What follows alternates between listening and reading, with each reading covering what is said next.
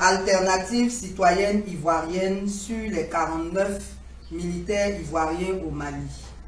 Les faits. Le 10 juillet 2022, 49 militaires ont été arrêtés à l'aéroport international Modibo Keïta Sénou de Bamako suite à un contrôle. Selon les autorités maliennes, non seulement l'État malien n'a pas été préalablement informé selon les normes internationales, mais les concernés auraient donné de fausses identités. Les autorités maliennes ont contacté les autorités ivoiriennes qui, dans un premier temps, ont dit n'avoir envoyé personne à Bamako, avant de leur dire plus tard que c'est la 8e rotation d'un contingent ivoirien pour le compte de la MINUSMA. Dans un communiqué officiel, la MINUSMA a réagi en disant ne pas reconnaître ce contingent, mais tout en précisant que le type d'armement découvert ne correspond pas à celui d'une mission de soutien. Les autorités maliennes ont donc conclu que ce sont des mercenaires. Une médiation dirigée par le président togolais le 28 juillet 2022 a échoué, les deux parties ayant des positions contradictoires. Tandis que le Mali aurait exigé des excuses publiques, la Côte d'Ivoire aurait exigé la libération sans condition des 49 militaires avant le 7 août 2022, sous peine de couper la fourniture d'électricité au Mali. Cette situation a envenimé la situation des 49 militaires qui jusque-là n'étaient qu'en observation. En effet, depuis le mardi 2 août 2022, une instruction s'est ouverte pour statuer sur leur cas et malgré d'autres médiations d'institutions internationales, le 12 août 2022, ils ont été inculpés et placés sous mandat de dépôt. Par ailleurs, nous avons assisté en Côte d'Ivoire à une fronde contre les Maliens au point d'enchaîner conférences de presse et marches contre des spectacles d'artistes maliens en Côte d'Ivoire en passant par des menaces sur les réseaux sociaux. Notre analyse. Ce problème très embarrassant pour les peuples maliens et ivoiriens n'est survenu ni à la suite d'un problème entre deux peuples, ni officiellement de l'État de Côte d'Ivoire, puisqu'il s'agirait en réalité d'un contrat privé dans lequel on a engagé des fonctionnaires ivoiriens. Nous voulons donc exprimer notre compassion au président ivoirien qui est obligé d'assumer ce deal dont il n'est pas responsable. En effet, il n'y a eu aucun conflit communautaire dans les deux pays et si la responsabilité de l'État était engagée, l'Assemblée nationale aurait été consultée de même que le Conseil des ministres.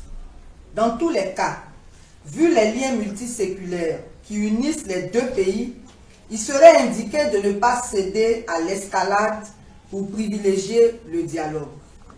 C'est lors d'un congrès à Bamako en 1946 que le président Houphouët-Boigny a créé le Rassemblement démocratique africain RDA et a lancé l'appel de l'unité des Africains. Chaque parti a donc sa version des faits, mais le plus important, c'est qu'au nom des peuples ivoiriens et maliens, chacune mette de l'eau dans son vin, pas son yamankou, pour privilégier le dialogue à travers une médiation. Notre position. Si l'État de Côte d'Ivoire consentait à présenter ses excuses publiques, les 49 militaires seraient libérés et la situation en resterait là. Si l'État de Côte d'Ivoire ne consentait pas à s'excuser, l'Assemblée nationale devrait demander une enquête parlementaire pour que toute la lumière soit faite sur cette situation embarrassante. 1. ACI remercie les autorités maliennes pour leur disposition à la négociation. 2. ACI remercie le peuple malien pour leur calme et leur fraternité envers les Ivoiriens résidant au Mali. 3. ACI apporte son soutien aux 49 militaires qui ont simplement obéi à leurs supérieurs et qui se retrouvent abandonnés à Bamako. 4. ACI apporte son soutien aux familles et aux amis des 49 militaires et leur demande d'intercéder auprès du chef de l'État de Côte d'Ivoire pour une issue heureuse. 5. ACI remercie le président de la République pour sa disponibilité au dialogue et l'encourage, malgré l'échec du Togo, à faire un dépassement de soi pour s'impliquer personnellement, car on ne fait jamais assez pour la paix. 6. ACI propose d'apporter sa modeste contribution à la résolution de ce conflit. Si l'État ivoirien consentait à faire confiance à l'implication de la société civile pour la résolution de certaines crises, nous avons déjà commencé à entreprendre des démarches dans ce sens auprès des autorités ivoiriennes et maliennes. 7. ACI appelle l'opposition, les guides religieux, les rois et chefs traditionnels, le médiateur de la République et le Parlement à s'impliquer dans la résolution de ce problème. 8. ACI demande au peuple ivoirien de rester calme et de garder des rapports cordiaux avec nos frères maliens résidant en Côte d'Ivoire, même si vos marches pacifiques ne sont pas réprimées comme les nôtres le sont. Enfin, ACI invite les parents des 49 militaires à une réunion le lundi 22 août 2022 à son siège à 14 h pour une concertation en vue d'entreprendre les démarches pour la libération des 49 soldats.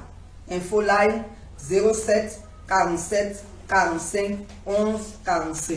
Que Dieu bénisse nos deux pays. Fait à Abidjan le 18 août 2022 pour ACI, la présidente.